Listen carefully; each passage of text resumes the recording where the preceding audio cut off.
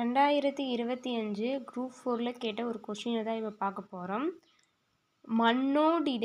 மண்ணோடியைந்த மரத்தனையர்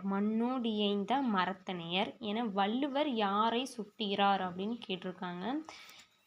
இது எந்த குறள்னா கண்ணோட்டம் அப்படிங்கிற அதிகாரம். கண்ணோட்டம் அப்படிங்கிற அதிகாரத்தில் உள்ள ஒரு குறள் தான் இங்கே கொடுத்துருக்காங்க. மண்ணோடியைந்த மரத்தனையர் கண்ணோடியைந்து கண்ணோடாதவர். கண் பெற்றிருந்தும் கண்ணோட்டம் இல்லாதவர் இயங்கினாலும் மண்ணோடு சேர்ந்து இயங்காமல் நிற்கும் மரம் போன்றவரே அப்படின்னு சொல்லியிருக்காங்க.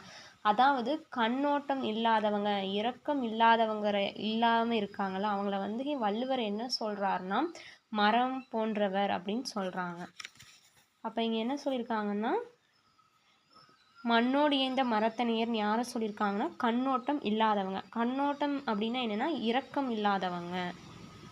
அப்போ என்ன ஆப்ஷன் சி, கண்ணோட்டம் இல்லாதவங்க, இரக்கம் இல்லாதவர், ஆப்ஷன் சி.